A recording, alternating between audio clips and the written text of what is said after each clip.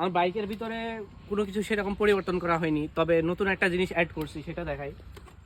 আমার এই যে এইখানটায় চাবির যে উপরে একটা ক্যাপ মতো থাকে, সেটা আসলে কোনোভাবে হারাই গেছে অথবা উঠে গেছে। তো সেই কারণে আমি এটার ফেসবুকে খুব দেখছিলাম অ্যাড, তো ভাবলাম যে একটা লাগাইনি।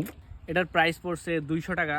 তো আর ডেলিভারি চার্জ হ্যান ত্যান দিয়ে অনেক বেশি পড়ে গেছে। আর তার সাথে যেই আঠাটা দিয়েছে, এর আঠাটা আসলে লাগিনি এর সাথে, তো সেই জন্য আমার আলাদা আঠা কিনা লেগেছে, ওখানে প্রায় 50 টাকা পড়েছে, প্রায় 300 টাকার মতো খরচ হয়েছে। আর লুকসটা আসলে কীরকম কী লাগছে আমার আসলে জানা নেই, তবে অনলাইনে যেরকম দেখছিলাম সেরকম পরিমাণে কিন্তু আমার অতটা ভালো লাগছে না এখন। আর এটা সম্পূর্ণ মেটালের তৈরি, আর এটা দেখতে হয়তো বা আর একটু যদি আমি দেখাই, এই স্কুলটা আমি হচ্ছে মানে এই স্কুল যে ইয়েটা রয়েছে আর কি, গ্রাফিকটা, তো এটা যদি সোজা করে লাগাতাম হয়তো বা বেশি ভালো লাগতো, বাট এটাও খারাপ না। এটা একদম ইজি, এরকম লক আনলক, এর সাথে অন্য কোনো সুবিধা অথবা অসুবিধা কোনো কিছুই নাই। জাস্ট হচ্ছে দেখতে একটু ভালো লাগছে, এছাড়া আর কিছু না। এটা জাস্ট একটা শো বলতে গেলে।